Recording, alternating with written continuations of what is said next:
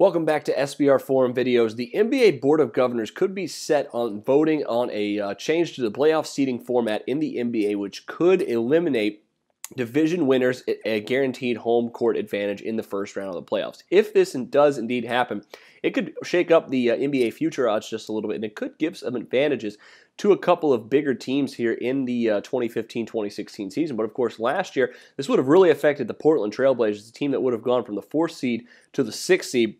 Would have also pitted a dream matchup between the San Antonio Spurs and the Golden State Warriors in the second round from one another, and would, of course, eliminated the first round series between the Clippers and the Spurs, which really shouldn't have happened anyways because both of those teams were two of the top 4 teams in the league and probably should not have been able to play each other in the first round of the playoffs. But in my opinion, getting rid of the divisions altogether is probably the way to go, and just playing a bit more round-robin style of schedule in the East and the West. However, getting rid of the division winner getting a guaranteed home court advantage is definitely going to help teams in better divisions, especially teams like the Clippers, who play in a division with the Golden State Warriors.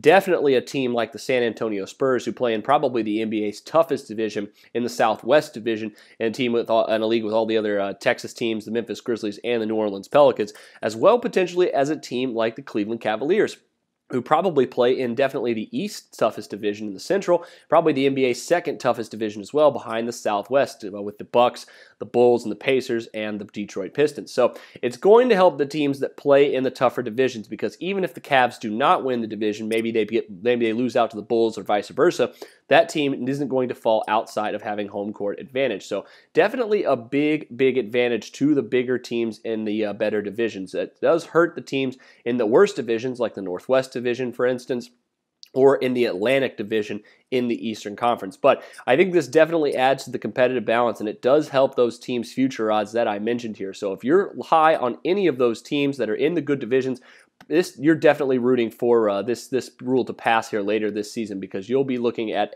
definitely a much more balanced playoff schedule come the month of April. But that'll do it for me this time. Make sure you check out a couple of my other NBA articles coming out this week. But until then, for Sportsbook Review, I'm Jordan Sharp.